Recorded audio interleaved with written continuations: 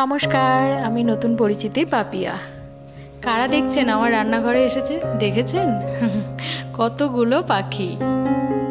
গড়ি রান্না বান্না সেরে বেরিয়ে পড়েছি। 12টা সাড়ে 12টা বাজে। যাব একটু মায়ের মন্দিরে, বসিরহাটের বিখ্যাত সংগ্রামপুর মায়ের মন্দিরে। একটু পুজো দেওয়ার আছে আজকে।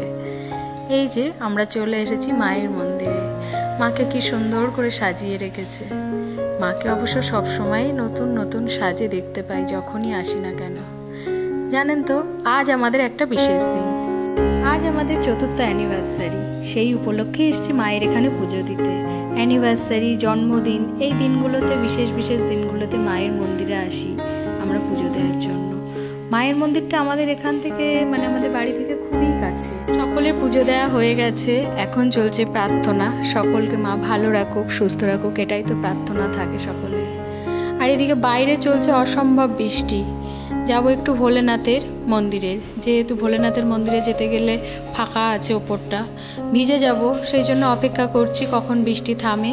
আর অপেক্ষা করতে করতে আমাদের একটু ম্যাচিং সাজুগুজুর ছবিও তুলে নিয়েছি। সকলেই পরেছি নতুন ড্রেস। বৃষ্টি আর বৃষ্টি, কী আর করবো, অপেক্ষা করি, দেখি কখন বৃষ্টি থামে। অবশেষে বৃষ্টি থামার পর ভোলেনাথের কাছে চলে আসলাম।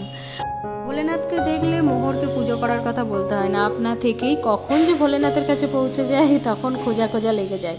তারপরে যখন দেখি না ভোলেনাথের কাছে মোহর আছে, তো বুঝেই যায় ও ওখানে ভোলেনাথের সাথে সময় কাটাচ্ছে। পুজো দেয়া হয়ে গেছে, কিন্তু মোমবাতিটা প্রতিদিনই আমরা যখন আসি এসে বাইরেটাতেও দিই।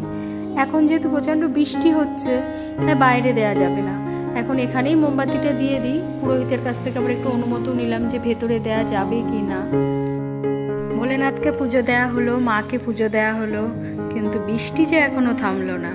এখন অপেক্ষা কখন বৃষ্টি থামবে আর কখন বাড়িতে যাব।